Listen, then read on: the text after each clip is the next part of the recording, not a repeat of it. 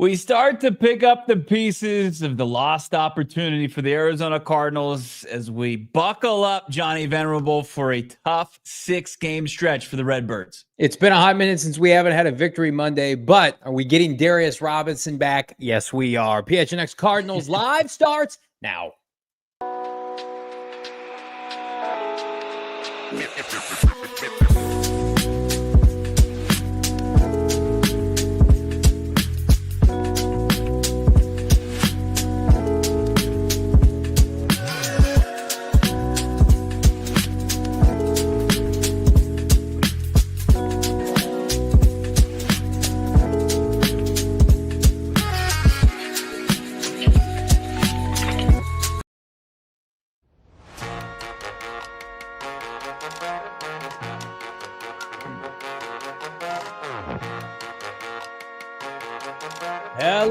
Hello, welcome in live from Studio K, presented by our friends at Circle K. It's the PHNX Cardinals podcast, your premier Arizona Cardinal podcast. Like and subscribe, smash the like button, leave us a 5-star wherever you get your programming.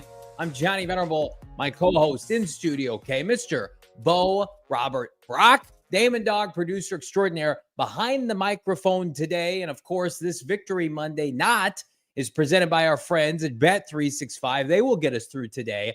Download the Bet365 app. Use the bonus code PHNX365 when you sign up. Find out why. Whatever the moment, it is never ordinary for Bet365. And welcome, friends, as the Arizona Cardinals attempt to pick up the pieces following the, let's just call it, offensive no-show yesterday, losing at the hands of the Seahawks and Geno Smith 16-6. What a gross score that was. And, Bo, we're here to break it all down and try to move forward against Minnesota on Sunday. I mean, we almost waited through no loss November without any losses, but right there at the end, couldn't do it. The final game in November. So the calendar changes to December, and the Cardinals, they got meaningful football ahead. It actually means a little bit more now, just because, as you kept pointing out yesterday, post-loss, is like had a huge chance. And I think Jonathan Gannon, during his press availability today, mentioned this too. They realized that they had a chance to take a stranglehold and put this NFC West on ice, and now they're just going to have to get into an all-out back and forth fight with the rest of the division. I mean, thank you to the Philadelphia Eagles last night. Very rarely are we going to give them their flowers, but they get it for last night's just dismantling of the Los Angeles Rams. It has to give you some confidence that the Cardinals could sweep that series come week 17, and then also the Green Bay Packers and their respective dismantling of the San Francisco 49ers.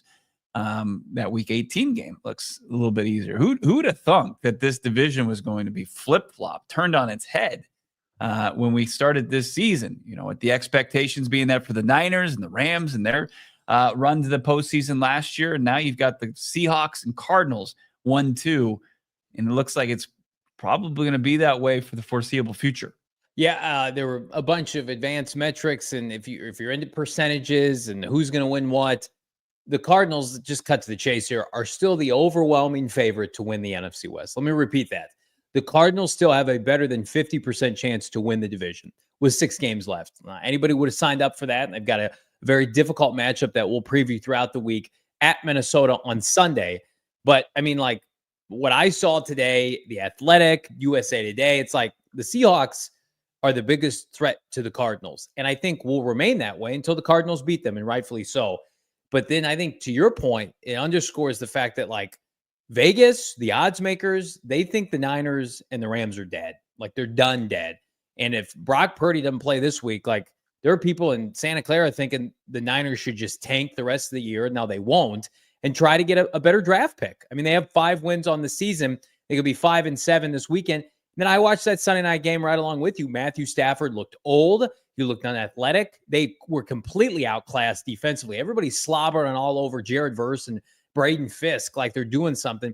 They're nice young players. That defense still looked atrocious last night. Couldn't stop the run. Looked like the same defense that the Cardinals lit up in week 2. So, I mean, you push them out of the way.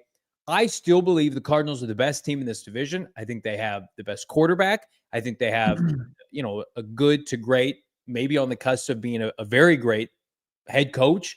It's just going to come down to consistency here, taking care of the games you're supposed to. And listen, like, I'll probably come up and say this exact same spiel, depending on how it looks after Sunday. Should they lose at the Vikings? Like, I'm a newsflash for everybody.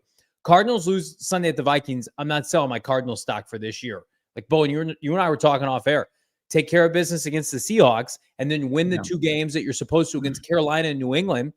I mean, the rest of these games, you just got to win one of the following 3. And by the way, suddenly, does 9-8 win this division? It doesn't matter how they get it done as long as they punch a ticket to January. Well, yeah, it's just going to be an uneasy path now. Right. It really is. It's just, you know, I hope you got the proper clothing and you've made the proper preparations as far as, you know, ratcheting down, you know, everything. Make sure it stays in place as we kind of go over bumpy roads or waters, whatever analogy you want to use. But yeah, it's a very real possibility that the 6-5 Cardinals lose on the road in a tough, hostile environment against the 9-2 Minnesota Vikings to even their record of 6-6. Yeah, and then having a real true opportunity at home to get right against the team that beat them up this past weekend, and then then add, you know, a pair of wins that don't look that easy any longer with the way that Bryce Young's playing, but a game that you should take care of business on the road against the Carolina Panthers and a game at home against the New England Patriots. So Cardinals, that path, you just have to understand that this is going to be a very, very tumultuous run to a potential postseason, but it is, the door remains wide open for the Cardinals to punch their ticket. 100%. And before we get to Drew Petzing and before we get to this offense, I thought Jonathan Gannon's comments were very telling today at the presser in Tempe. Bo, you were in attendance, specifically as it relates to like the Cardinals and playoff football now. And people like may scoff at that, but that's what this is. Like, each game can change the trajectory. And I love the comment. I think we got it here. Like, they have earned the right to play meaningful December football. We all would have signed up for it. Like, it's a fun kind of uneasy feeling. Like, hey, this team, it's making you feel something that you haven't felt in 3+ years. When you turn on a Cardinal game, there's suddenly a lot at stake. Welcome to the NFL. Viability is the name of the game. Go ask a Jet fan or a Giants fan or a Cowboy fan if they're playing for everything this weekend. The answer is no. We've lived that reality all too many times. So for people, I saw some people scoffing at it. JG said that on Twitter. It's like, come on, guys, get serious. You know what he meant. He meant like, hey, we're trying to win now so we can win and play meaningful football in January, so we can get this team back to the postseason for the first time in 3 years. I love the messaging that I heard from JG today. Let's hear from him. What does that look like? What is? We got to win games. I mean, I know, we're one round at a time. We're in playoff football right now. It is what it is. And that's we don't shy away from that. It's honestly, you can be thankful with the holiday coming up. You can be thankful we're playing meaningful games right now, because we've earned that right, but it really doesn't mean what. Got to put all our energy and focus into Minnesota. Really good football team playing at a high level, well coached, really good players, tough place to play. We'll get to them on Wednesday. But every game is, means something right now. And we pointed it out today because the explosive play battle and the takeaway battle, which is our double positive, was even. And so the point to that is the margin for error in playoff football in meaningful games is very small, so we got to be on the details. I'm ready to be hurt again. I really am. I mean, that's what you described, that it's better to love and lost than not love at all. And it does make you feel alive, doesn't it? And if you don't get up for this, if you don't get up for meaningful December football, what are you a fan for? You just want to show up and hit the snack table and make the rounds of small talk at your Super Bowl party. Go ahead and do that. But the real fans are here for this opportunity. And the head coach of the team that you follow, that you root for, acknowledging that and that every game from here on out. And I think JG the only revision he would make is to make sure that, he feels like every game is an important game and is a must win because they all count the same. But he understands that there could be a knockout punch at this stage in the season if they don't show up, if they don't prepare, if they don't have the right process in place. So, as he says there, Johnny, it's the time. It is the season, right? The reason for the season to sit there and be thankful. You can bet your backside. I'm gonna be sitting there at my Thanksgiving table, and I'm gonna join hands with family and friends, and I am gonna thank. I'm gonna thank the higher power for the Cardinals playing meaningful football this time before breaking bread. Think about how valuable this is too. Thank you for that messaging, bro. I appreciate that. How valuable, in all seriousness, is this for the young players on this team? And we talked about like what a postseason berth would mean for like a Max Melton or a Paris Johnson Jr. But you're getting them in the groove of the mindset of like, this is Cardinal football now. Like, we expect to be here. We expect to play in these kind of games every week now. There is heightened expectations. We don't want Cardinal players and their fans to a lesser extent, but condition the players on the field to be conditioned to, yeah, you know what? In January and December, we start booking our trips to Cabo. We start thinking about Airbnb in our place here in Scottsdale and Paradise Valley. And we're going to go and we're going to take 2 months off. Like, nope, we're trying to win a division title for the first time since 2015 for a franchise that's starved for a winner. And I get it. People are overly critical right now of yesterday. And it was a big turd of a game. And they did not play well. But as I said on the post-game shows, the NFL, that happens to teams every week. Like, did I think yesterday was as bad of a no-show as like the Green Bay game or the Washington game? I don't. But here's what I will say. They rallied from those games. They played good football after those games. They outcoached good teams. Think about the trajectory of the Miami Dolphins and the LA Chargers since the Cardinals beat those teams. Those teams have been going up. Those are good victories. So 6-5 here, lose by 10 points in a hostile environment where you can't hear yourself and the ball's wet. It just wasn't your day offensively. Like, I'm not going to come on this show and chastise them today. Like, I thought defensively, and we're going to talk about it, there are so many positives right now carrying over that dominant play from State Farm Stadium. And here's the biggest thing. And I saw people like coming after us and coming after me on Twitter, like, when are you going to be critical of Kyler Murray? Like, I felt like we're pretty honest. Like, Kyler Murray didn't play well yesterday. Threw a pick six. Can't have that. He's critical of himself. This next 6 games, you make an argument, could very well define Kyler Murray's career as an Arizona Cardinal. Like, if they fall flat on their face, he's going to go in the offseason and people are going to take shots at him, and it's going to continue. On the same side, he can rewrite his narrative because we know Gannon will be around long-term and Austin Ford, and we'll talk about Drew Petzing. This is a really big stretch for Kyler Murray because, as you mentioned, could have put the division away yesterday. It's wide open now. So these games now are heightened. Can Kyler Murray go into a dome this weekend and light up Minnesota and outduel Sam Darnold? I think he can, but he's got to go and do it. He's got to make it happen. He possesses the skill set absolutely to do so. Yeah. And he's shown that. And, there are people that want us to come out and definitively say that Kyler Murray is not the guy. I'm never going to say that. I think he's fully capable of being the guy. He's been the guy. Yeah. And he's in a great situation to lead this team to where they want to go until he tells me otherwise. If you're going to go on a week by week basis and want me to point to a poor performance and say that that's the deal breaker, you're not going to get that from me. That's just too much jumping out of airplanes based on every kind of performance here. I would prefer to kind of keep a little bit more level-headedness here and realize the skill set and look at the body of the work and look at how this team has operated consistently. They won more than they've lost, and Kyler Murray's a big part of that. We're getting back to before we played the clip from Gannon. What was the context of people not liking that? Because he said playoffs, and they're not in the playoffs yet. And so people think it's like sacrilegious they're not in the playoffs. That's stupid. The playoffs haven't started yet. It's like, hey, dummy, we know the playoffs haven't started yet. But he feels like to get to the playoffs, you have to treat every Sunday like a playoff game. And I thought he answered a question. Literal Larry over there, right? You just can't take. Actually, how often do you turn on a game? 13, How often do you turn on a game in January and the announcers are saying this team's been playing playoff football for a month now because they had the scratch and claw?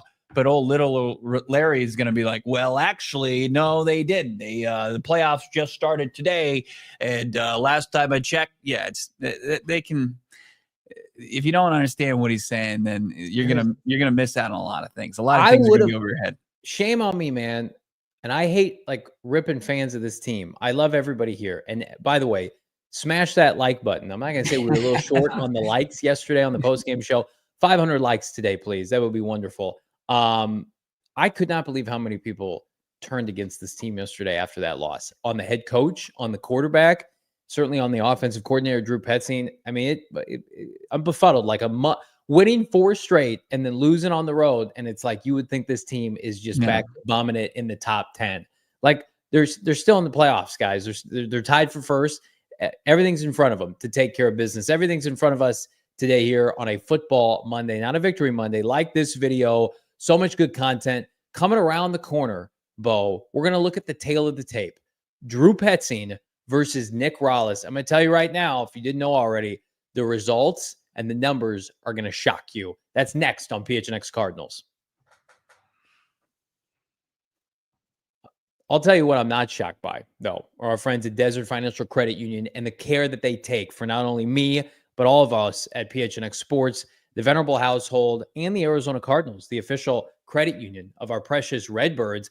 That's because they've got financial experts who are committed to their members and their community by offering financial solutions tailored to helping real-life people like you, like me, with checking, savings, mortgages, loans, credit cards, investment options, anything you want. Like I was talking to a guy the other day, he's like, mortgage rates, I feel like they should be going down. Who do I talk to? Talk to Desert Financial Credit Union. They can hook you up. Plus, if you're an Arizona sports fan, no better place to do your banking than Desert Financial Credit Union. It's the only place you can show your team spirit every time you make a purchase with the exclusive debit card branded with your favorite teams. Rep the Red Sea right now with the Arizona Cardinal Visa debit card. Show your team spirit online. Open up a free checking account. Go to desertfinancial.com/Cardinals, Bo, to get started. That tease still has me on the edge of my seat. I can't wait to get back out of commercial break, but I've got to tell our friends about Empire Today. Your flooring needs are going to be met by the professionals over at Empire Today who are going to make it quick, easy, and convenient to get new flooring in your dwelling, whether it's your condo, it's your house, your rental property, wherever you've got flooring needs, they're going to meet them with their price match guarantee, their professional installation. Everything's going to be done at a high level because that's what Empire Today is all about. Take advantage of their virtual floor designer. If you're looking to start your journey there, just take out your smartphone, go to the website, empiretoday.com/PHNX. Use their virtual floor designer. You take a picture, and then you can look what the new flooring will look exactly like in your setup and where you're looking for carpeting or flooring. Right now, save some money immediately as well. When you go to empiretoday.com/PHNX, get $350 off new floors. Just use the promo code PHNX. Empire Today. They're going to hook you up. They're going to set you up well with new carpeting, new flooring that you need. empiretoday.com/PHNX, baby. Hit a like for your friends on a Monday. Is Drew Petzing your friend? I don't know. After that, I'm not so sure anybody wants to be friends with this Cardinal offense. Where were the touchdowns? Where were the big plays? Where was the run game? Cardinals offense, and we'll talk about the defense here in a second, remains under fire. I think the best thing I can say about it, it's inconsistent. We're going to do a deep dive into these numbers, Petzing versus Rallis, but I do want to get your opinion on this, Bo. Like, you were pretty blunt, sobering with your comments yesterday on the postgame show, kind of agreeing with those in the chat. It's kind of a choke job yesterday, and it wasn't a choke job by the defense. So we're pointing our finger at the offense. Like, are you surprised the Cardinals offensively look this bad coming out of the bye? Yeah, I mean, considering how well they had played before, I mean, I understand that this is a league of adjustments and really a credit to the Seahawks and their defense and where they've come from out of their own bye week, especially on that side of the football. But to get shut out, kept out of the end zone, I don't think that anybody would say that that's acceptable. When you're operating and you're scoring 28 points per game as they had done over the last 4 weeks, to just not even have one time that you're catching the football, running the football into the paint, like that's really unfortunate. And you're allowed outlier performances in this league. It's too damn good to like rid yourself of that completely. But you know, this week is against the Minnesota Vikings, where Drew Petzing has experience, where he spent time as, you know, wide receivers coach, tight ends coach, had almost every job on the offensive coaching staff you can have with the Vikings. He's got to have a bit of a homecoming and show that his offense is for real and take advantage of the playmakers that he has, and Marvin Harrison Jr. and Michael Wilson, and get his usually very consistent, disciplined offensive line back on track that really kind of got into a dirty, grimy game yesterday. They're probably the worst performance under Petzing, under Gannon, under Clayton Adams in the last 2 years. It's frustrating because as much as like we've been critical of the passing game, why isn't Marv getting more targets? What happened to Kyler Murray's deep ball? And all of that is relevant. Petzing always had the ideology to lean on, well, we're a run first team, right? We're run first offense. That run game has been struggling dating back to the Jets game, but it didn't matter because the Cardinals were throwing the football well and Kyler Murray was doing his thing. But like James Conner, 2 consecutive games now has been held under 35 yards in each game. Yesterday he had 7 carries for 8 yards. So the offensive struggles are magnified clearly when the run game isn't going. But like, I didn't see the Seahawks have that problem yesterday. Like Drew Petzing needs a second pitch, man. Like you're not always going to be able to run the football. I think the Cardinals feel like they can do it on anybody. And kudos to them. It works like 9 times out of 10. It was clear Seattle's got 8 people in the box yesterday. And they say, have another pitch, Drew. Throw your changeup. Throw your breaking ball. Get big plays a different way. And Cardinals couldn't do it. And if you want to blame that on Kyler Murray, so be it in his 6th, 7th NFL season. But to me, it's like, where's the creativity that we saw against the Bears and the Jets? And why were the Cardinals, it felt like so ill-prepared to handle the Seahawks front 7? Or in your opinion, was it just like, hey, maybe they were feeling themselves after the bye, they got whooped up front and they'll be refocused this weekend? Like, I want to believe that, but it's also like, you know what? These teams are actively trying to knock you off. They want your playoff spot. Can't have too many more outings like that. Like the Cardinals offense, for them to make the playoffs, you got to be hitting like 24 to 26 points per game minimum. You do. I mean, it's supposed to be the strength in what you've invested in, where your investments are, on this football team mostly reside. Like your big investments are on the offensive side. The Cardinals offense, you talk about, if you're using the analogy as far as your pitch repertoire, they had the fastball and they had their changeup. Trey McBride was the changeup. Like they got that going to the tune of double-digit catches for 133 yards, but they couldn't connect in the money area of the field where, Kyler Murray post taking that shot and having the wind knocked out of him, couldn't connect with Trey McBride once again. And it's unfortunate. They've been there before where the run game has been kind of stood up and not as effective. It was in Miami, and they were able to kind of overcome that by leaning on Marvin Harrison Jr. and Trey McBride. Yeah. They didn't get that going yesterday. So you've got one that you can hang your hat on, one performance against the Dolphins, and then you've got one you can't. As far as yesterday, they couldn't find that when they had to adjust and get off their game plan and turn to another avenue. They just didn't do it. It was ugly. And I mean, it's like as ugly as that was offensively, on the flip side, defensively, it's like defense gives up 10 points, minus that pick 6 from Kyler, and they missed the extra points. Like defense does its job.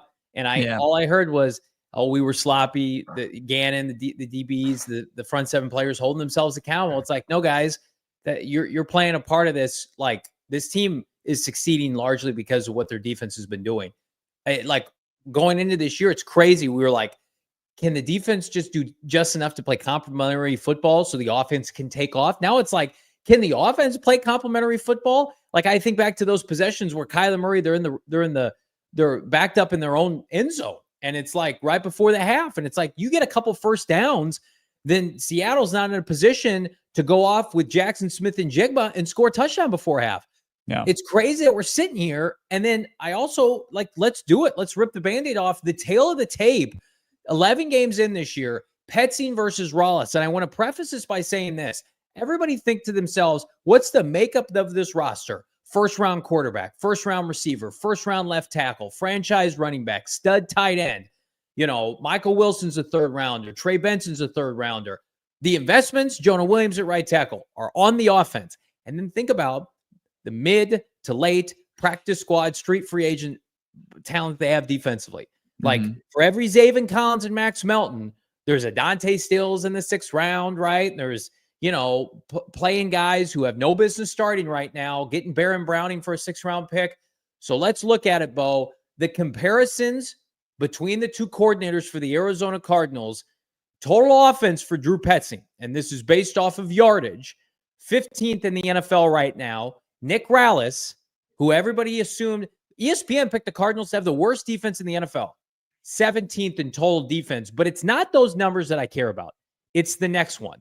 Because at the end of the day, it's about how many points are you scoring and how many points are you allowing.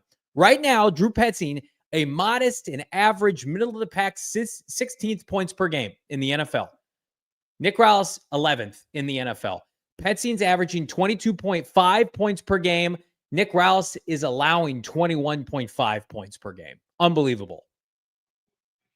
These are crazy to kind of see right in front of you there with I mean, the offense isn't a complete disaster. I mean, I think they were able to kind of right the ship a little bit for especially down the last 4 games before Seattle, and those obviously impacted these rankings. I'm sure Petzing's unit fell a couple spots in the rankings there, but this pass offense at 23rd, you have to, based on your personnel and how well your offensive line has played up until yesterday, it's got to be better than that. It just has to be. And a tip of the cap at the same time to Nick Rallis and what he's been able to do. I mean, when you see the numbers as far as yardage and how much, where they still aren't doing a good job as far as between the 20s, slowing down opposing offenses, they are stepping up where it matters and keeping opposing teams out of the end zone. In the last 12 quarters, this Cardinals defense has given up 1 touchdown. So Nick Rallis is really doing an unbelievable job, where I think, Nick Rallis, Drew Petzing is having an uneven performance this season. Nick Rallis, we can say that we're excited about Nick Rallis, but at the same time disappointed in Drew Petzing. Like, I think both of those things can be true. When I pulled some numbers today, and it's just interesting. Like, I think you and I feel like Drew Petzing's a smart guy, and he's a humble guy, but he also has a type, right? And his type is, let's run the football. Let's work off of play action, right? Let's establish the run, big plays at the line of scrimmage. I just think back to some of the greatest Cardinal offenses we've seen. And I put Kyler Murray in there with D-Hop, and it's like those teams threw the ball downfield, right? Mm-hmm. So Carson Palmer threw the ball deep to John Brown. Jim Hart threw the ball deep to Mel Gray. Jake Plummer to Frank Sanders. Kurt Warner, Larry Fitzgerald, right? Neil Lomax to Roy Green. Kyler Murray is not allowed to throw the ball like 20 or 30 yards downfield. And I was okay with that when you were scoring points, running the football, and keeping Kyler Murray upright. But the minute you start to surrender 5 sacks in a game and you need your vertical passing game and it's nowhere to be found, it's very disheartening. It exposes you and makes you, I'm not calling Drew a fraud. Drew Petzing was made out to be a fraud yesterday with what we saw. Because at no point, you and I talked about this off air, and then I'm anxious to hear what people in the chat have to say. Even with the pick 6 yesterday, and let's say they given up 10 points, at no point did I feel like the Cardinals were close to scoring a touchdown. Michael Wilson has to make a Willie Mays type catch to get to the 5. Kyler Murray's missing Trey McBride in the end zone. They're just, at no point did I feel like, they're cooking, or they're beating themselves with penalties. Now I know that the one Paris hold, but there was no cohesiveness yesterday, specifically with the wideouts. And we revised the stat yesterday night from earlier this year. 28 games with Drew Petzing, 2 100-yard wide receiving games. Let me repeat that. Cardinals have played 28 games for Drew Petzing. Marv has gone over 100 twice. The Rams game, the Dolphins game. So I get it. Trey McBride's having a big year. You got to be able to throw the ball. You can't go into the January football, December football, and expect to win by just running the ball. I'm sorry. You need to evolve.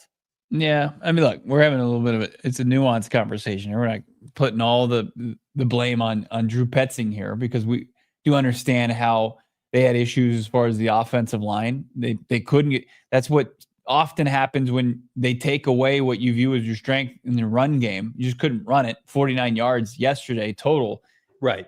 You have to be able to adjust. And I think that's what people want to see more from their play caller now, almost 2 full seasons into it. So that's the discussion here. Like, I still think, like, credit to Leonard Williams in this defensive line. JG called Leonard Williams a game wrecker. He absolutely was a game wrecker. 5 sacks yesterday against Kyler Murray, pick 6, the play from Devin Witherspoon. You had 2 top 5 picks in the NFL draft in the last couple of years.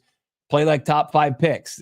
yesterday for the Seahawks defense. And I think that they're getting also good middle linebacker play that was kind of a staple of McDonald's really rock solid defense last year in Baltimore. So like, you credit the Seahawks defense here. You can discredit, Drew Petzing and Kyler Murray and the offensive line and the ugly conditions and all this and that. But still, like, to be held out of the end zone, like, I just don't know if that's ever going to be in anybody's eyes acceptable in an NFL football game. Like, things went wrong, things went awry, people didn't do their jobs, and that's the stark reality of it. I think what's difficult too is we have seen Kyler Murray operate at a high level from the pocket as early as this year. But like, Bo, even you can't argue, like, Kyler Murray's on pace to throw 19 touchdowns this year. Do you remember when we did the preseason evaluations of like the Vegas odds? Yeah. Kyler Murray was like a 21 or 23 or something. We're like, that's disrespectful. He's on pace not to hit that. 19 touchdowns, and he's going to throw for about 3,600 yards, which is fine. The stark contrast in passing touchdowns under Drew Petzing versus like a Cliff Kingsbury, it is jarring. And I know most of those Cliff, touchdowns came early in the season, a la Jaden Daniels right now, what he's experiencing with Commanders. But I do wonder, like, does Drew Petzing have another pitch to be able to help this offense when it needs to evolve? Like, again, you're not always going to be able to play the Bears and the Jets that are just going to wilt and allow you to run the football down their throat. Philadelphia last year at the end of the year, right? The Eagles were depleted defensively. Petzing takes advantage. I think Drew Petzing's a smart guy, and he takes advantage of vulnerable teams. That's not what you're facing right now. You're facing this weekend one of the best teams in the NFC. Like, what's your curveball this weekend? One of the best run defenses. Absolutely. They struggle against the pass. So you're going to have to show up and throw the football all around the yard. Like that's got to be part of the game plan. It's got to be, if not your plan A, it's got to be your plan B in a really kind of vast plan B where you're prepared to throw against them. The Bears were able to throw him against with the struggling Caleb Williams. Caleb Williams looked the best he's ever looked in the pocket in his young NFL career against this Vikings pass defense. Kyler Murray should be able to best that. Just if you have two eyes and you've watched both quarterbacks play football, Kyler Murray is a better, more polished passer right now, has more out talent right now than Caleb Williams. It's just facts. So they're going to have to be able, if they're going to go on and win this game, sure, like, you have to buck some trends and establish some sort of run game, because that just bodes well for how you play offensive football. But if it's not there, and there's a very good chance it's not, you're going to have to do what you did against a Miami Dolphins team and toss it around and really kind of get your points that way in a very hostile environment. Like JG said that he's more concerned about the crowd in Minnesota than he was what they experienced yesterday in Seattle. Did you take it like a slight to State Farm Stadium when he goes, "There's not going to be any Cardinal fans there"? And I was like, I'm into that. I'm into that pettiness. So we don't have the clip, but go watch it. Jonathan Gannon was basically asked about what was more difficult, playing at Seattle or at Minnesota. And he said, well, I coached there. I saw firsthand in the dome how loud it can get. And he goes, there's not going to be any Cardinal fans there. Yeah. So I think it's some foreshadowing. Like, Jonathan Gannon wants you to keep your tickets, Cardinal fans. Do that at State Farm Stadium. We want you to keep it locked in here. Drop a like on this video. We've got more from JG, plus trending up and trending down right around the corner here on a Football Monday. It's a tough one. We're taking our lumps, but nothing makes me feel better than going on the Game Time app right now and looking for tickets, I don't know, for a little Cards Seahawks action. That's how I'm going to persevere. I'm going to go to State Farm Stadium. I'm not going to sell my tickets. You're so strong. I know. And I'm going to prosper with the bonus code PHNX for $20 off right now. Cardinals, Seahawks, $94 gets you into the building. And then you get $20 off of that. Not too shabby. Cards tickets are hot because the playoffs are hot. Hopefully, and the playoffs are around the corner here. But I'm going to tell you what's right in front of you right now. It's game time. I mean, you've got the red hot Arizona State Sun Devils. You've got the red hot Arizona Cardinals. You've got a little bit of, if you want to head on down to Tucson this weekend, take in a little U of A ASU. Why wouldn't you want to do that? We've got Arizona State hockey, ASU basketball, get into the door for just $1. U of A basketball, just under $40. Suns tickets for $14. We got Bradley Beal and Kevin Durant. All that more. Do it on Game Time. It's like a smorgasbord, a buffet of Arizona sports goodness. Plus, they've got entertainments. They got concerts. My wife and I were looking at holiday festivals. They got that, but you got to download the Game Time app, create an account, use the bonus code PHNX for $20 off your first purchase. Again, terms and conditions apply. PHNX is the bonus code for $20 off. Download Game Time today, Bo. What time is it? It's game time. The NBA Cup. How about the WWE Monday Night Raw? You can get right now on Game Is Time. Big Right Justice going to be there? I think this is a different wrestling company, okay. isn't it? Come on. I- You don't Missed know opportunity by WWE not to sign Big Justice. Yeah, well, I think there's still a chance. There's also still a chance you get yourself in the vehicle of your dreams right now. Thanks to our friends over at Sanderson Ford. You can help give back to a great cause because Sanderson Ford is thankful that they've lived and prospered here in the Valley of the Sun for over 70 years. Glendale, Arizona, thankful for their 500 employees, take care of their customers, making Sanderson Ford America's most awarded dealership, awarded for obviously customer satisfaction and support. They support their communities. They get that event. How about the Operation Santa Claus? We love it. We got our pickleball tournament. All the proceeds are going to go to Operation Santa Claus. Check out their 65-acre facility right now. They're over 900 new and used car vehicle inventory. Or if you're interested maybe in an F-150 or you're looking for an EV like Johnny, well, you go over there. No pressure, no hassle, no nonsense sales approach. They're just going to show you and tell you all about the vehicles they have in inventory there. But you can take advantage of their Thank You Black Friday event right now. The Ford F-150 2024 is 3.9% APR financing for 66 months, plus up $4,000 cash back. Similar savings on all the pre-owned and new vehicles on the lot. Check it out right now, especially check out Black Friday. Their Black Friday thank you sale offers expires December 2nd, Johnny.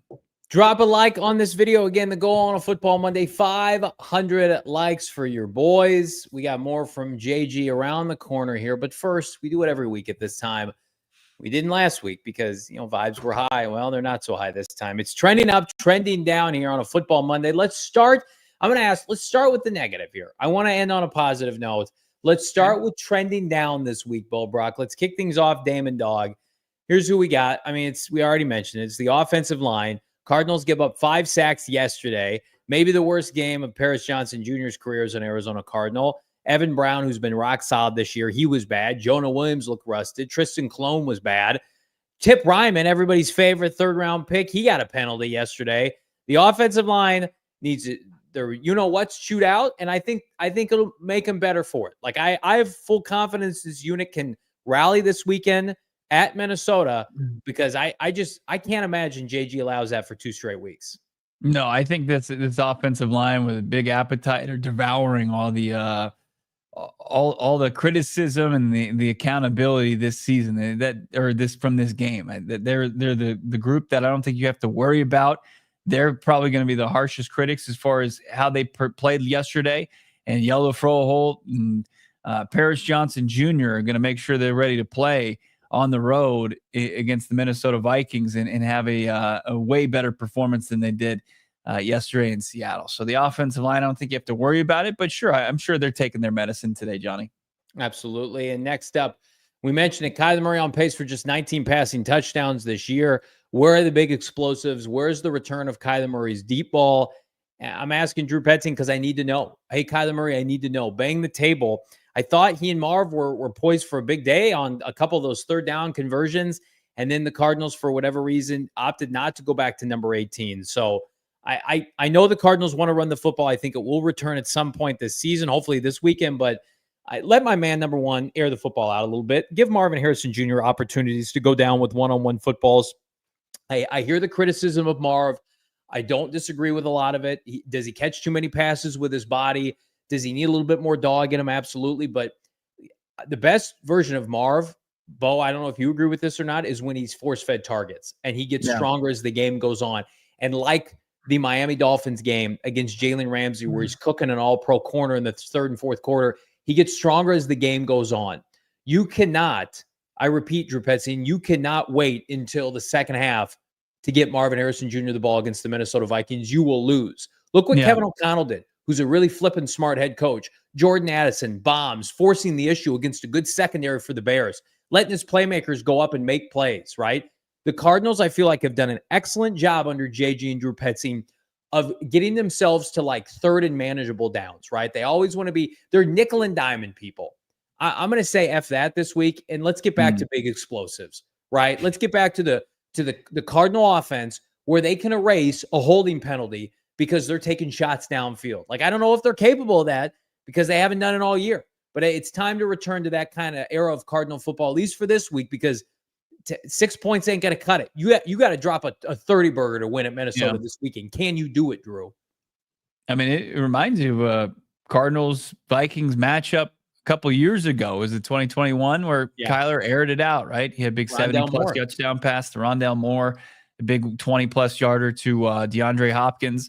They were just cutting and toasting former Cardinals cornerback Patrick Peterson that game, and they're going to face again another former Cardinals cornerback, Byron Murphy's got 4 picks.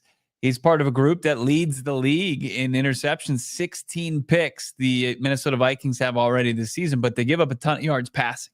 They give up, they're 28th against in passing yardage this season. So the opportunity's there as long as you're doing it when you're with the mind of ball security. Kyler Murray, outside of the brutal pick 6 yesterday, is taking care of the ball very well.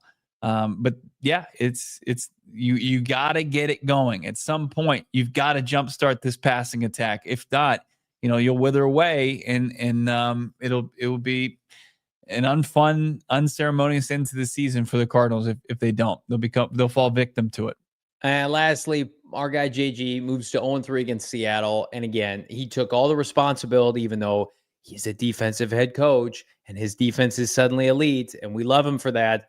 And he'll rip into people this week, and he'll get this corrected. I have full confidence. I'm tempted to put my 401k on the Cardinals against the Seahawks in 2 weeks at State Farm Stadium. That's how much confidence I have in Gannon. But 0-3 deserves a shout out for all the wrong reasons. Let's go to trending up, Bo Brack, this week on a PHNX Cardinals Monday. And surprise, surprise, most of it is on the defensive side. Garrett Williams, a PFF grade of +90, which is elite. He's the highest graded defender for the Cardinals this year, higher than Budda Baker, higher than Zaven Collins. Garrett Williams, number 21, bringing back shades of Patrick Peterson, was fantastic yesterday against Seattle. He really was. He just continues to ball for the Arizona Cardinals, get better and better, plays so many different roles for them in that defensive secondary, but played it as far as kind of a game changer, had an opportunity to be that with getting that pick against Geno. Credit to, you can knock Geno for that pass, and then you can credit Garrett Williams at the same time. Like what I saw from 21 there. We talked, I was kind of crushing Patrick Peterson a little bit just a few moments ago, but also, there was great Pat Pete there for 7-8 seasons for the Cardinals. And it's good to see 21 again in the secondary making plays for the Cards. Zaven Collins, we just mentioned him. He's up to 4 sacks this year, but I think he's unlike last year where he got off to a fast start and kind of puttered out. I think he's playing his best football right now, Bo. Mm-hmm. I mean, he was electric yesterday. He smoked Geno Smith. He blew up a tackle on another play. He may never be a 10-sack a season guy, and that's okay given what they're paying him. Zaven Collins, though, I want to read you these numbers. So we saw where the Cardinals are improving against the run, right? They're, I think, top 17 against the run. Zaven Collins, big number 25, is a big part of that. Right now, his overall PFF grade is 75, which is very good. He's got almost an elite run defending grade of 87.3. So Zaven Collins, 25, number 25, was a first-round pick for Steve Keim to play off-ball linebacker. They said, no, young man, we're going to move you to outside linebacker. We're going to move you to edge rusher. Maybe it's starting to click for him. Regardless, Zaven Collins is going to be a staple of this room. They're going to go get people that are true pass rushers this offseason. And then Zaven's really just going to be able to come and unload on, given passing downs and early rundowns. So I'm excited with what I've seen from Zaven. And you had a chance to connect with him earlier today, Bo. Yeah, he gave some great insight. Obviously, he's a part of this defense that, despite their success, they understand that they can play better, and that's a team game, and they're not going to be happy even with their side of the ball's performance in a loss. So said all the right things there. Had some interesting things about Darius Robinson that he said. He's kind of taken Robinson under his wing because he plays a little 3 technique himself on third downs, and helping him and bringing him along and giving some insight there. And he's excited about the young man, but also just his versatility. He mentioned that sometimes opposing offenses, you'll hear people call things out. And I think this is a credit to Zaven and Nick Rollis, Kazir White, Mac Wilson, and all parties involved. Budda Baker, who's rushed the passer 12 times in the last 3 games and gotten 8 pressures. Like, they're dialing up and disguising their defense so well. And these versatile players, like including Zaven Collins, he said that the opposing offenses, they'll call out and say, this guy's rushing, 25's rushing. And he knows on that play he's dropping. And like for offenses to kind of be kept off balance like that, I think that's important and key part of their success. And you got Budda Baker, who's firing off the edge with a Cobra strike, from our guy Baldy, and get 2 sacks in 2 games. I mean, they're finding out ways without the personnel to kind of create pressure and get it done. Getting it done for the Cardinals in the fourth quarter yesterday. Michael Wilson, part of the program, hoping to get Mike on this week to talk about, among things, his big Willie Mays over the shoulder catch that should have set up a Cardinals touchdown. Unfortunately, it did not. But number 14, I think, is making a firm case, Bo, to get the ball more. I mean, you look at like the struggles that Kyler and Marvin had to kind of get on the same page this year. And then you look at Michael Wilson, and it's like seamless. It feels like with K1, where he's kind of always the safety blanket outside of Trey McBride. He's got 361 yards this year, but he's already matched his career high with 3 touchdowns. I think, it's an fourth yesterday. It is. It was robbed yesterday. So again, like the Cardinals have the pieces in this passing game where you look at that total offense, 16th, and you look at the passing yardage at 23rd. It's just not good enough. You got an elite tight end, a high-end number 1 wide receiver, Michael Wilson, who's damn good. Like, figure it out. These guys are too talented for you not to be able to figure it out. And he's a quality over quantity guy, right? I mean, he's only going to get his 4 to 5, maybe max out 6 targets a game. And you see, in a tough situation and a gotta have it spot, he's got rain, driving down on him, a defender draped all over him, and a ball right over his head, and he's hauling it in for a big Cardinals 3rd down conversion. I mean, that's the type of player Michael Wilson is, and you need those players along with the guys like Marvin Harrison Jr., who's going to be your alpha bird, and hopefully get more of the targets and making more bigger plays. It's just Michael Wilson. It was a good game for him. One of the few outliers on the offense, 50 plus yards and then a touchdown that was waved off. It wasn't his fault. Was that Paris Johnson Jr. on that play? Yeah. It's rough. It was rough. I mean, Michael has been, everything you wanted this year. I think he just needs more targets, as Donnell said. Just he needs to see the ball more. But again, when your offense is operating where it's either Trey or maybe to a lesser extent Marvin, there's only so many targets to get. I mean, like, it was crazy. This time last year, Greg Dortch was the number 1 receiving option for this team on a lot of Sundays, and he's kind of an afterthought now. So I'm all for the run game. Right on that list. We didn't want to do trending up. He's just you can't trend any further up than trending higher. He's on pace for 94 catches this year. He's going to hit 1,000 yards. Doesn't have a receiving touchdown yet through no fault of his own. But when you're just the best every week, you just kind of stay flat. Can I just say, though, like, what happened to Johnny? The big loss yesterday, and he doesn't even call anybody out on trending down. Sad. Like, I would have thought to see Tip Ryman on there for giving up a penalty. The old Johnny, the Johnny of old is like, he's coming after throats on trending down today. I mean, you're talking about old Johnny, who used to come in out of the bullpen and just throw gas, and now he's coming in. He's barely hit. Randy throwing like 92 at 40 years old, right down the pipe. I mean, it's not what it used to be. I slipped on my V-neck today, and I said, I don't think that loss was as bad as people think. I want to break down the numbers. Is it crazy that I watched today's press conference and I'm like, I trust everything Jonathan Gannon says because he's given me no reason not to trust him. So I'm breathing easy today. I think they're going to play a hell of a game this weekend at Minnesota. Let the chips fall where they may. Even if they fall to 6-6, I think they're going to rattle off at least 3 straight. So we got a lot of football left, guys. And we were all living a charm life when they had won 4 straight. Were we not? They were making game-winning kicks, and they were playing unbelievable football at home. They were, I hate to say this, due for a loss, right? Did that game go the way I thought? No. We all predicted the Cardinals to win, but eventually they're going to take an L. I think they got something up their sleeves this weekend at Minnesota, and they're going to put on a performance to surprise some people. You can call me naive, but I I did call Dallas over Washington this weekend as well. I won't call you naive. I'll call you my friend. I love your passion. That's great. Everybody says I'm too negative. Like I'm honestly not sweating that loss yesterday at all. You should. It's a wake up call. You can't get held out of the end zone. But they have to play. Look, Seattle's better than we thought. No, Seattle. they're Yes, not. No, they're not. Their defense is very good. It's a very good defense. I think Mike McDonald saw me. What makes me sick about it is all the love Geno gets, though. It's like, guys, it's gross. He played poorly yesterday. He threw almost a crucial pick. Not a good player. His offense scored 10 points. I mean, yeah, not a good player. We got more from JT. Trending down just for funsies. Just roast him.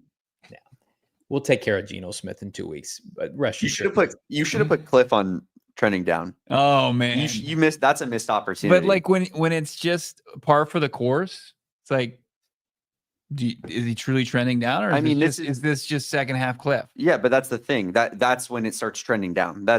There's a graph of the Cliff offense, and that's exactly when it starts trending down. I mean, they scored more points than the Cardinals yesterday. I think that was why I felt like that wasn't appropriate. They scored over 20 points. If Cliff's trending down? What's Drew Petzing with Kyler Murray and Marvin Harrison Jr. and Trey McBride? We're trying to help you out here, dude. No, I'm telling you why I didn't include him yesterday. I want old Johnny back. I'm going to include all of you and our super chats, plus more from JG around the corner. How dare you trying to tell me what to do? The only thing I want to do is go to Chicken and Pickle. How about our Chicken and Pickle event in T-minus 2 weeks, December 14th? We're going to be there on a Saturday ahead of a football Sunday. And I'm going to maybe partner up with Brack, and we're going to hit the pickleball courts and have a banner time. And you can too. The Glendale location is elite. I've been there many, many times. I bring family. I bring friends, people from the Midwest that come there. It is a way of life at Chicken and Pickle on top of elite food, elite vibes. This is pickleball season right now. The temperature, chef's kiss here in AZ. The indoor-outdoor entertainment complex includes casual, chef-driven restaurants, sports bar, and of course, the pickleball courts, a variety of yard games. They've got bags, they've got rings, whatever you want to do it with our friends at Chicken and Pickle. Plus, right now, if you're a newbie, and I know a lot of you are, you're like, I don't know if I want to put my toe on. Do it, because newbie nights are just for you. Get on the courts with others who are ready to dink around. Instructions are facilitated, play included. Plus, every participant gets $10 Chicken and Pickle gift card. Head to chickenandpickle.com to see all the fun you can have at our Glendale location, and check us out December 14th. Sign up now. Play in the tournament. We're going to be there. We're going to be having fun, having drinks, having high vibes. You know, we'll see how seriously Bo takes it. I take this very seriously. So we want to see you out the pickleball tournament at Chicken and Pickle December 14th. It's only a few weeks away, baby. It's nearly just 2 weeks away. Got very little preparation time. Get your process locked in there, Johnny Venerable.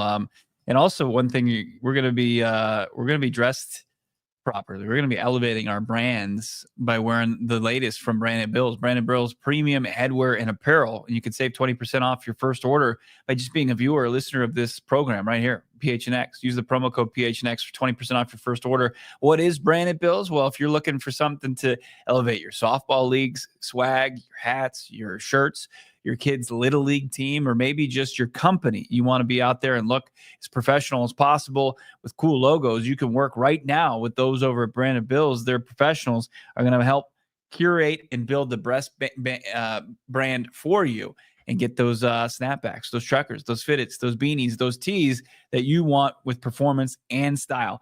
Partnerships with ASU, U of A, Grand Canyon Campus Collection, local company in Mesa, Arizona, but it's worldwide. Head to brandedbills.com. Use the code PHNX for 20% off your first order. It's 20% off your first order with our friends over at brandedbills.com. Everybody, we got 600 people watching this show. Jump on over, hit a like. It helps the show tremendously. Put a comment in the comments below, but smash that like button. The goal is 500 likes. Come on, help us out, please. Let's hear more. That's sad. Please. Jonathan Gannon not only spoke about, we kind of buried the lead, playoff football, but how about maybe a playoff participant on his playoff team eventually in one big number 56, Darius Robinson. Here's JG on Darius. Yeah, we'll take it day by day, but yeah, he's on track to play. Now, if you're a fan of this Fanboy podcast, we reported last Friday on our show, Check the Tape, that the plan was always Minnesota.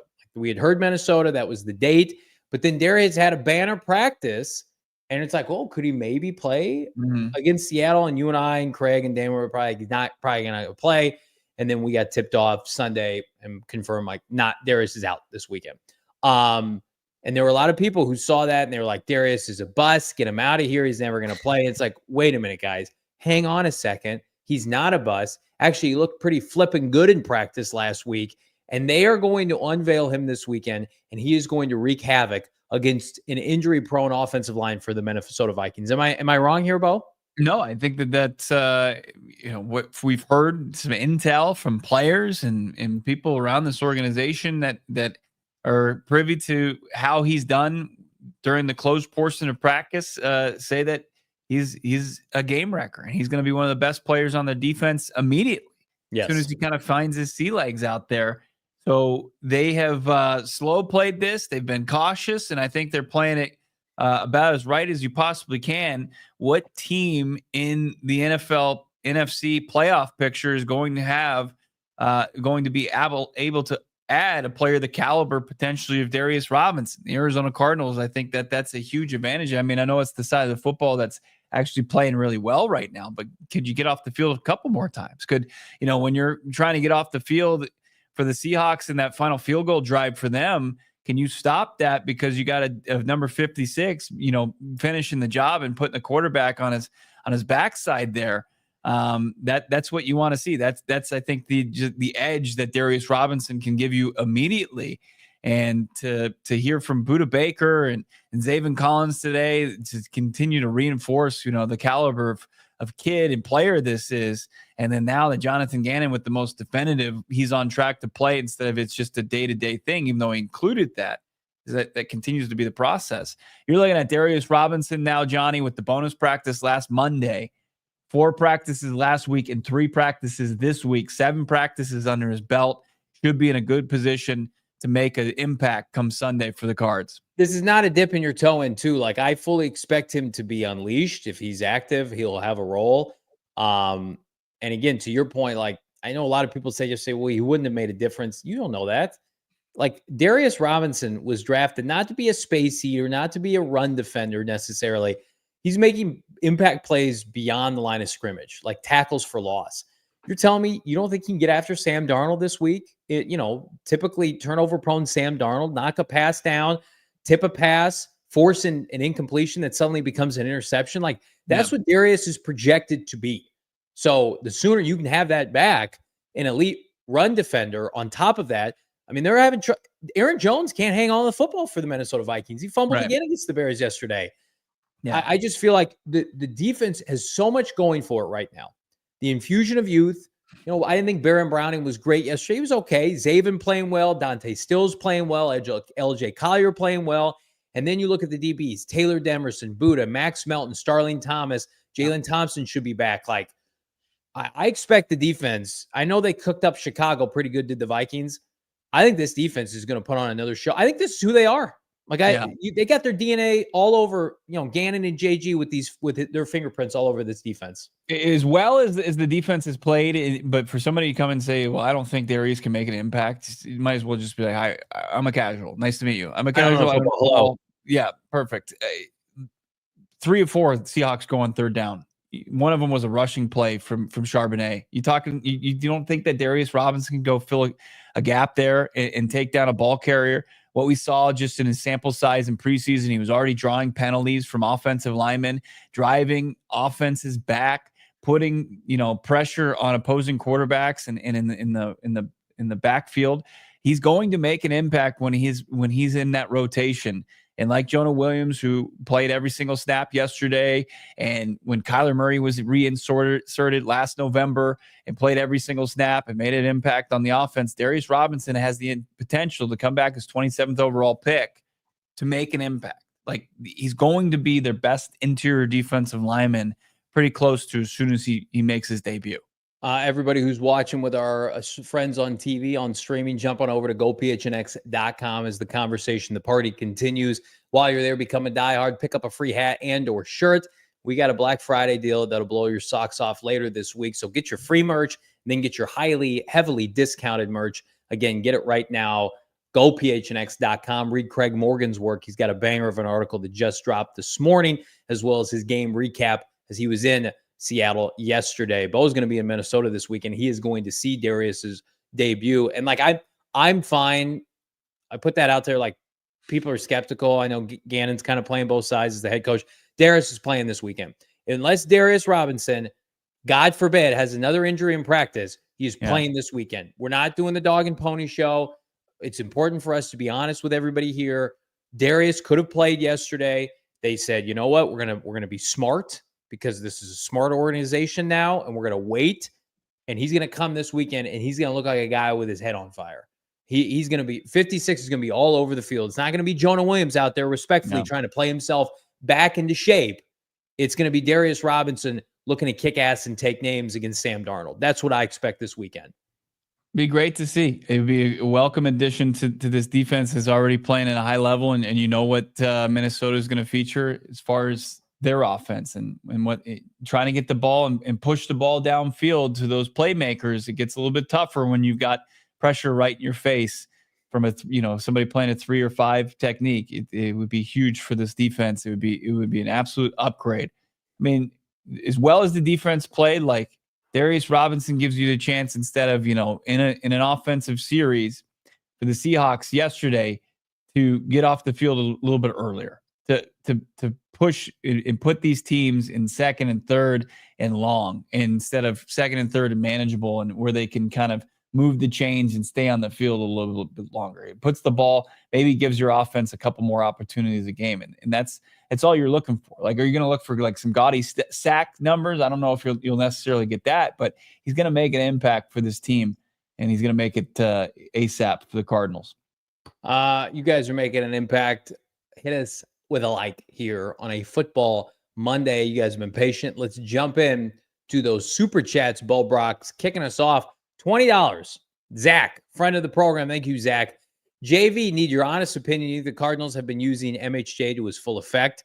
I feel like teams figured the run-first offense. They need a good pass game, but I don't see it. Defense is outperforming the offense. We've covered a lot of that, Zach, but I do not think they're using Marvin Harrison Jr. to their full effect.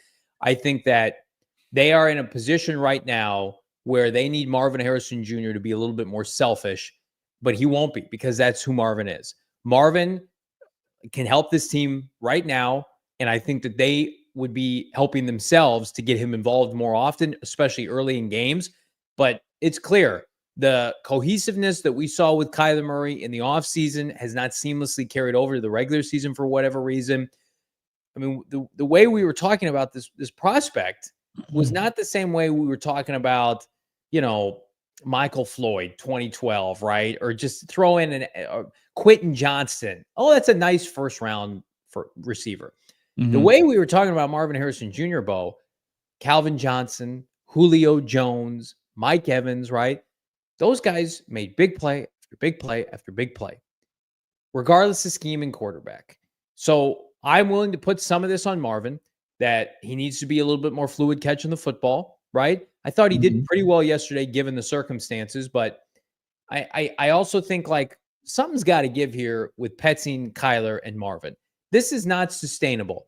You have made this investment in this caliber of player. He's going to help you win games. Yeah. Use it. And it was the argument we made after the Charger game en route to Miami, Bo. Like, you can have your cake and eat it too. Like, oh, we'll use Marv sparingly because we're running the football and scoring 30 points. Awesome. Guess what? You didn't do that yesterday. So it's time to switch it up this weekend in Minnesota. And by the way, I think Marvin's going to have a monster game this weekend. I will go out on a limb and say right now he's my player of the game en route to Friday's predictions, because he has to be for them to win this game. They can't win this game without Marvin having a big game. I think I'm going to take Trey McBride. Still debating that. I'm not familiar with him. Very risky play right there. What's your take on the Marv situation? What's my take on Marvin? Yeah, like this whole situation. Like, he'll have a big game, and then we'll go like 2 to 3 to 4 weeks, and it's like 40 yards, 50 yards. And he won't impact the game in terms of, you felt his presence. Like, right. We're 12 games in. He should be one of the best players on the team. Yeah, I think he's too much of an afterthought. They lean far too into the decoy part of it, and also being a run first team when you've got somebody like Marv, where I think if you just force fed a little bit, I'm not saying, spam him the football. You just create plays early in the game. Like Britton told us, week 1, when we saw, the 4-yard performance to start his career, it's thank God it's very far in the rearview mirror. That you just get ball in playmakers' hands, you get them warmed up, you get a couple layups, and they get going. And I think you'll see the benefits of that. That's the only difference. Other than that, you do see like here and there flashes of brilliance where it's him, and he just destroys a couple cornerbacks that were having really good years, and Jalen Ramsey and DJ Reader, and made them look like they were standing still. So, and then you almost saw it on Sunday in the form of that near touchdown pass. He just couldn't get that second foot down. So I really like what I've seen, and then I want to see more.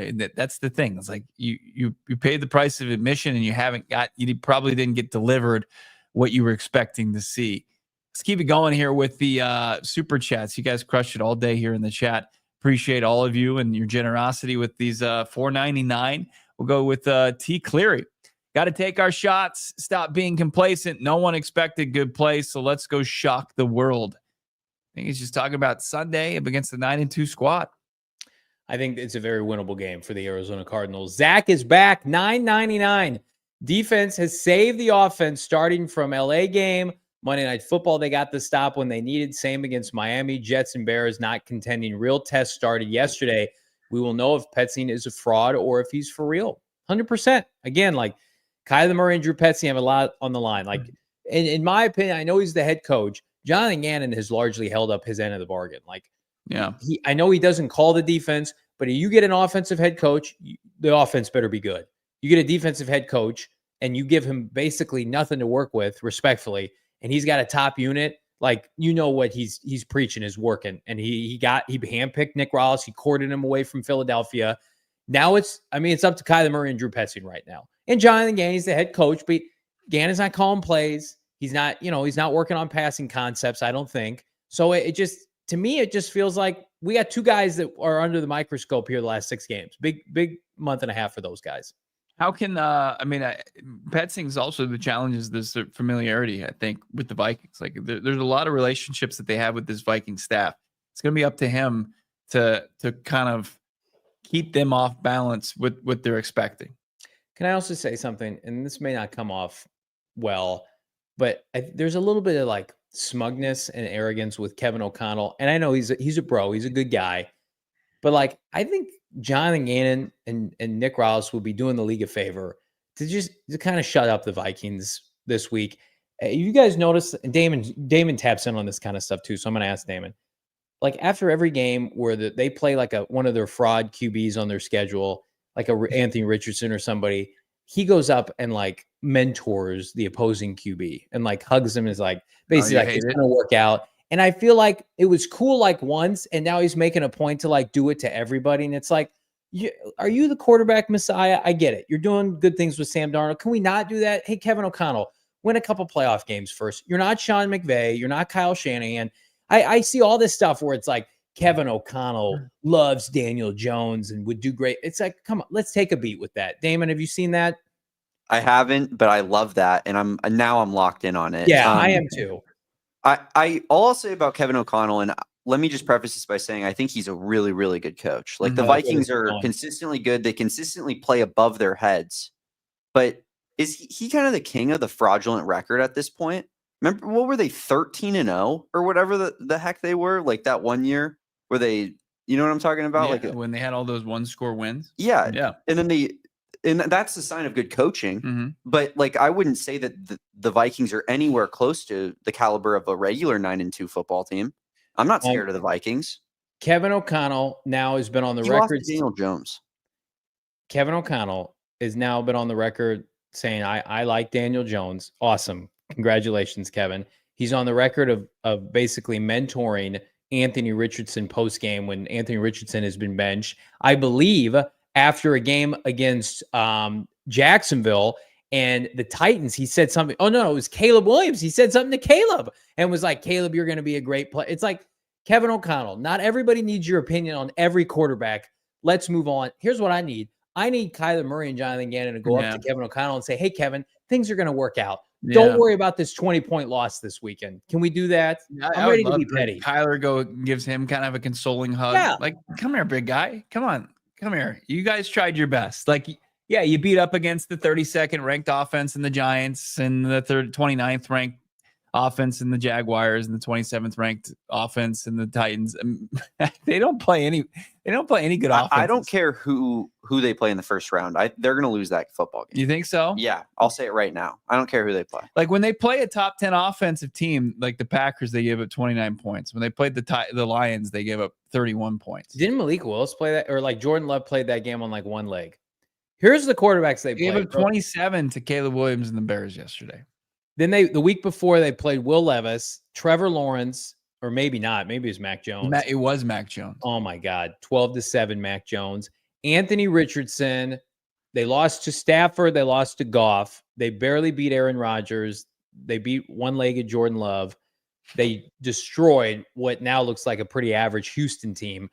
And then they beat Danny Dimes and Brock Purdy. So, I mean, give them credit. They are who the record is, but like to act like they're on the same level as like a Detroit, like I've seen that, like they're can get out of here. The Lions are in a completely different class than them. Did Johnny just forget about the Jaguars Vikings game that he made me take the L on for hold or fold the line? It was close. That's close. Didn't even know Mac Jones played that game, huh? If Trevor had played that game, they would have won. Yeah, I know. Kind of the whole controversy. You guys are disgusting, by the way, saying that, if really only Trevor Lawrence had played, things had been different. T-Law? Here's what I'm not going to be. If Danny Jones with long hair. PR Mac, $5. Just when we thought, Bo, the offense turned the corner, Sunday happened, offense has to be better prepared for in-game changes. Absolutely. But don't you feel like they kind of are who they are at this point? Like, do you expect them to just suddenly rediscover a vertical passing game that hasn't been there all year? I feel like that's an off-season thing. I thought you saw it against Miami. I thought you saw it against the Jets. You say what you want about the Jets, but they have a good pass defense, and they were able to throw the ball around the yard. Kyler Murray went 22 for 24 in that game, 17 in a row. Well, most of it was underneath. That's a good passing performance. That's not just like, what are you talking about? No, I know Kyler was good. 17 in a row. I'm talking vintage K1 60-yard bombs. Where are those at? Where are the deep You shots? need to jump into a DeLorean and go back to when defenses used to be more susceptible to deep bomb passing. I'm seeing teams complete the deep ball. I'm seeing it. Who? Jaden Daniels threw a deep ball yesterday. He's throwing a couple deep balls. Dallas's trash defense. A Hail Mary, right? Yeah. Didi, 199. Johnny preaching good today. Well, I appreciate that, Didi. Do what we can on this show. Bo hates that, by the way. He hates it so much. You're like a department store church. There's like 4 folding chairs out. Johnny's preaching the gospel. He's got some like cheap headset on. He's Uncle Baby Billy. That's who he is. That's I'm being positive today. I feel like Illa Dre, 199. Darius Xavier Thomas, nasty. What was nasty is Xavier Thomas missing that sack on Geno Smith yesterday. That was pretty nasty. Who's this from? Does anybody, I'm just being serious here, I'm not being a jerk. Does anybody have probably sack count for Baron Browning since the Cardinals traded for him? Does anybody have that? Wait a minute, I've got it. It's right here. All the people here, I'm going to get snarky. All the people I mentioned saying this was a win trade. Wait, what did he preface this with? What do you say? I'm not trying to be a jerk. Yeah. But it's not his fault. That's all he looks slow. He looks slow it's every time. It's a death death run sentence. down that tight end. I bet Barron can finish his steak, but we can't finish on the quarterback, and that's what he's paid to do. If he was paid to eat steaks, that'd be a different thing. Pal. He had one pressure yesterday, and I think I can remember it. And it was a negative. It was a bad play for him. He probably was credited with the pressure, but Gino made a play on it. Do we need to do an apology tour? People were saying after the trade happened that we needed to apologize. When does that show happen? Is that right now? Are we doing an apology? Oh, wait, he hasn't performed yet? Got it. People saying, Nico's saying he's been okay, but not great. Guess what? That's what we said, Nico. And you would have thought we, canceled the game of football, that we were the biggest frauds of all time. It's like, I don't like this move. I don't see the impact. But okay and not great is an upgrade on what this team had, was it not? I mean, they were playing like Dante Stills and LJ Collier at defensive end on passing downs. Productive though. But at defensive end on passing downs, it was like that's not typically what you see. You usually see, but that wasn't the goal of the trade deadline, Damon. The goal of the trade deadline was to get somebody that's going to help you win the NFC West. Guess who didn't help you win a game that's critical in the NFC West? Baron Browning yesterday. If Baron Browning can get to Geno Smith on that last possession, we might be talking about a different game. And I know the defense played well, but I mean, can Baron Browning with backup tackles get to Sam Darnold this week? You damn well better. If I don't see number 53 making an impact this week, call a spade on Monday. He needs to get off this 9. He has to get into the box score with a sack. I was told pressures matter more than sacks. Are we ready to dispute that? I know you didn't say that. I'm with you. We're united front right now, and you're coming at me. How dare you? No, don't salute me. I would never do that. I would never ever do that. They had to do better. They didn't, and we will hold them accountable. Error $4.99. Getting D-Rob is awesome, but it seems like offense is what needs to step up, at least based off yesterday. Can Darius play offensive line? Can Darius run the football on fourth down? What do you make of the Cardinals? Thank you for that super chat. Fourth down issues. How do you fix that? They were gone for the 4-game winning streak. They actually are very good on fourth down. The 2 play calls were awful yesterday. I didn't like them. I don't know what to make of them. They were bad calls. Any thought to running wildcat direct snap to James Conner and let him pick a hole and try to run through it? I feel like at this point, not even that. Just get under center and hand it off. Yeah, but they weren't getting any push anyway. I didn't hate not doing that. In other games when he's averaging 5 yards a carry, I can understand that. Yesterday they had 2 yards the previous play. Yeah, Trey Benson didn't. You need one of those. You need 1 yard. Are you at all concerned about James Conner's lack of production? No. Okay. Yanks 199. Drew Petzing's scheme is limited outside the numbers. Wide receiver SOS. It's the biggest reason I think Yanks he's not going to be in contention to have meaningful coaching interviews this offseason. I think a lot of people will say Cardinals overachieved, but the offense maybe underperformed. I hope that's not the case, but he's got to be better, and he knows that. When Jonathan Gannon goes into his post-game presser and talks about we got to score more points, and he's done that multiple times this year. It's well, who's he talking about? The guy pulling the strings offensively. I'm sorry. Seattle, the Cardinals have played better defenses, granted at home, and have beat up on the Jets and the Bears, who I think have better personnel than the Seahawks. The Cardinals are supposed to be built to win those games yesterday. Mm-hmm. You know who gets shut out? The Cliff offenses, the 10 personnel, right? The finesse offenses, 4 wide receivers. I was told you drafted Tip Ryman for that game yesterday. You can make an argument. You put Jonah Williams in that game to win that game and to muck things up. You got your ass kicked. It's unfortunate. Rook King 199. When Petzing is on, Cardinals win. JV Tingles GG's. I don't know what that means. Damon? I'm horrified by that super chat. Wish I did. Damon is our resident young guy. Gen Zer. So he has to decipher a lot of those super chats. We had fans, young and old, yesterday with us at the Gila River watch party. Do we have a clip of that? That was awesome. This is our family right here, just hanging out. Just a bunch of people sitting around watching ball, eating some great food, chopping it up. Not even everybody. Some people opted not to take a photo, which I don't know if I took that as a slight against your boy. I was like, you can come stand next to me, and they're like, we're good. So this is who we can. I didn't know people declined. Some people were eating because the food was immaculate. And guess what? We're going to be running it back this weekend.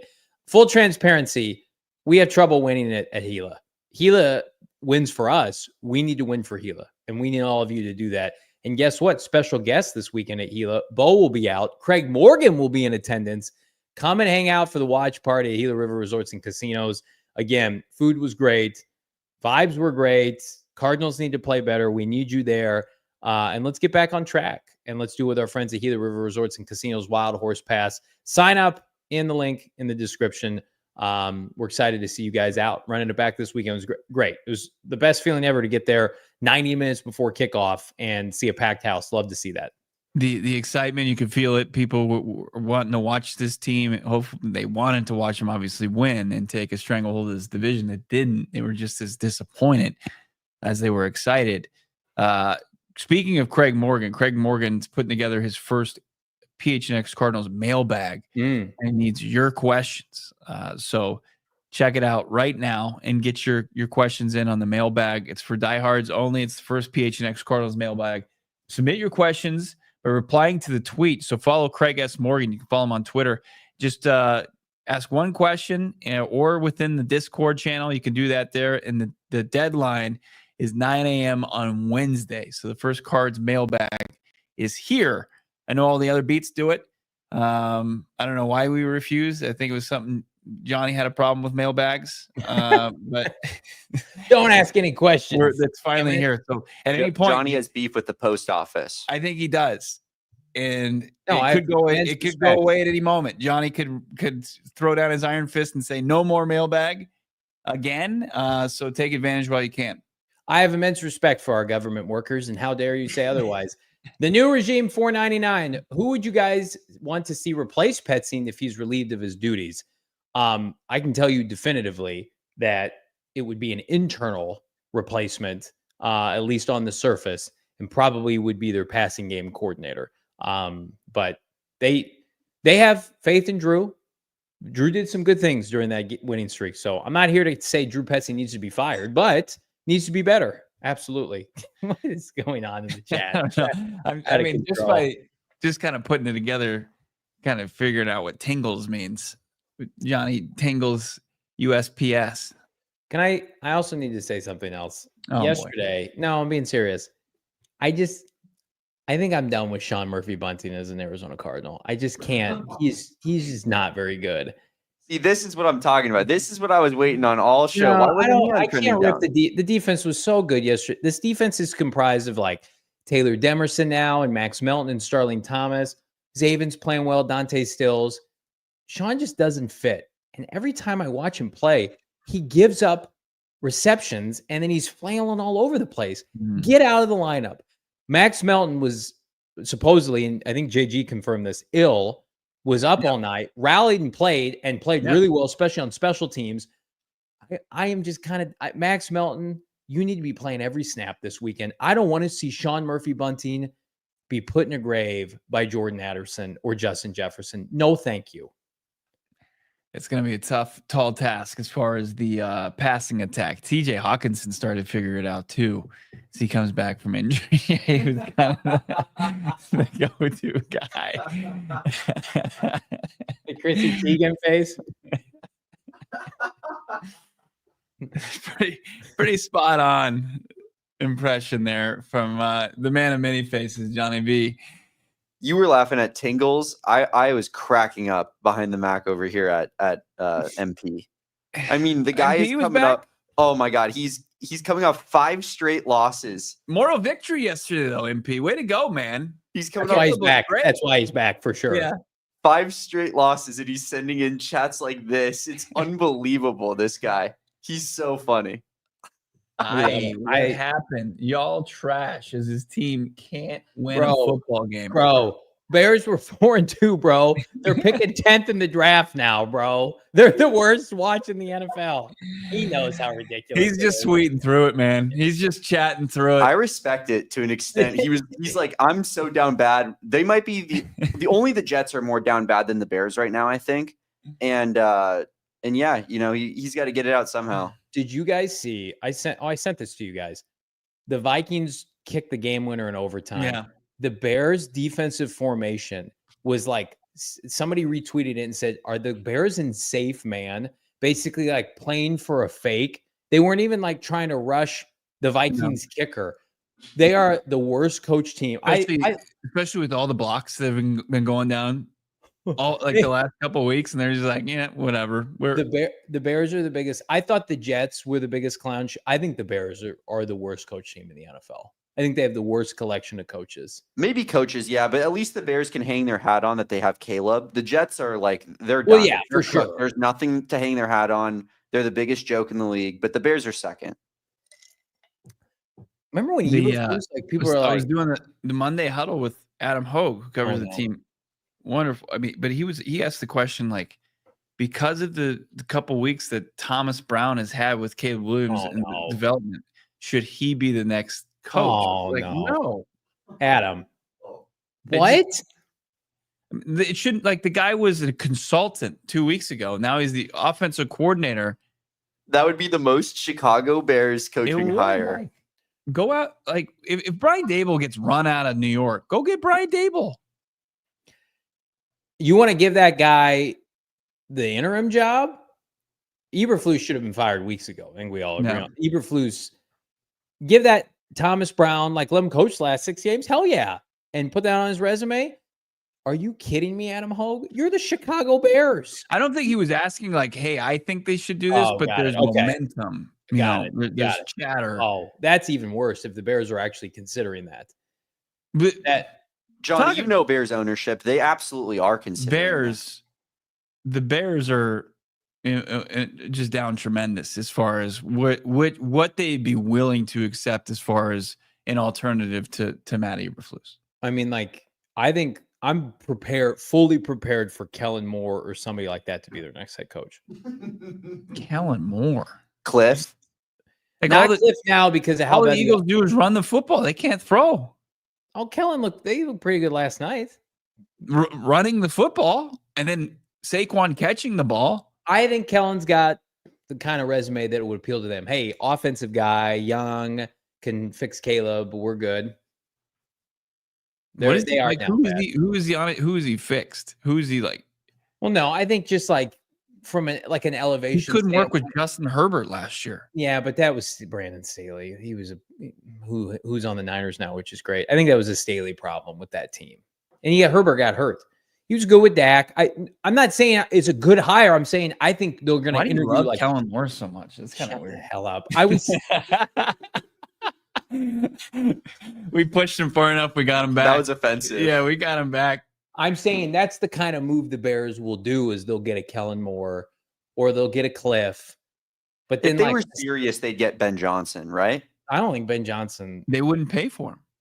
But if they were serious. If they were serious, they would have fired Eberflus and hired Jim Harbaugh last year. That's very true. If you are a Bears fan and you're watching Harbaugh, you must be the sickest person on the face of the earth. Yeah. That would depress me to all. Not to get into story time here because the show's gone long. In this market, and everybody can go find the clip, and Bo and Damon know what I'm alluding to. When the Cardinals were looking for a head coach, before they were even connected to Gannon, Bo and I would do coaching hierarchies, and we were both in agreement. Sean Payton, obviously, and Jim Harbaugh. Jim Harbaugh did an interview with the Vikings.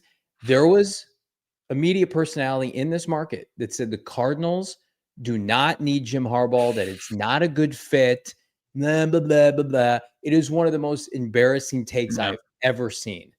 And it just underscores the need for this show. Was that take alone made me physically ill. Yeah, I agree. Oh, man. It's we got the Hard Bowl tonight. Battle of the Bros tonight. The Jim Harbaugh and John Harbaugh about to kick off right now from LA, right? It's great because a week from now we get to watch Bo Nix and the Cleveland Browns. So enjoy tonight before Monday Night Football becomes unwatchable. Important game for Waffle Watch for your boy here. Ooh. I am up 3 on Jesse Friedman. I have Mark Andrews and he has Quentin Johnston. If I win, I probably eliminate myself from Waffle House. If I lose, I'm very much still in the picture there. I hate that I'm losing to Shane, although I that have screwed many me. of my players. But I hate also that Jesse has a good team. Yeah. That bothers me as well. I don't want good things for him. Jordan Addison outscored Justin Jefferson by 26 points in that matchup this week. Pretty bad stuff. Bo, are you losing as well? I'm up by a point on Saul. I'm in a pretty good spot. I've got my kicker going, and what else do I have? You've Dicker? Richard. Yeah, I've got Bateman going tonight. I should be fine. He only has Deontay Johnson, who stinks. Yeah, he's really bad. I'll tell you what, right now, I need everybody to just get these vibes up on a L of a Monday for the Arizona Cardinals and smash that like button. I've never needed a call to action more. If you've got family, if you've got friends, if you've got loved ones, call them up and hit that like for your boys of PHNX Cardinals. And then the minute the show is over, drop a prediction, not in the chat, but in the comments right now. Can the Arizona Cardinals get it done at Minnesota this weekend? And is Drew Petzing coaching for his job these last month and a half of the regular season? We need you more than we've ever needed you before here on a PHNX Cardinals Monday, but we will persevere, and we're working to get some big guests this week. Baldy will be back, we hope, but could there be a Michael Wilson sighting, Bo Brack? Yeah, we will see. You got to flash the Michael Wilson sign into the night. And the bat signal. That's right. Get Mike Wilkie on the show, hopefully as early as tomorrow. We will let you know. Make sure you're following all the right social channels. PHNX_Cardinals on Twitter and Instagram. Follow Johnny at Johnny Venerable, at Damon Dawg, meet Bo Brack. Thank you to everybody in your super chats today. The conversation continues on. The only way you do in the member Discord right now, the only way to get a hold of that is becoming a diehard at gophnx.com. And check out and get your questions in for Craig Morgan's mailbag. Have a great rest of your Monday. Enjoy the Hardball Bowl tonight on Monday Night Football. We'll talk to you tomorrow here on PHNX Cardinals. We all silly like the mayor.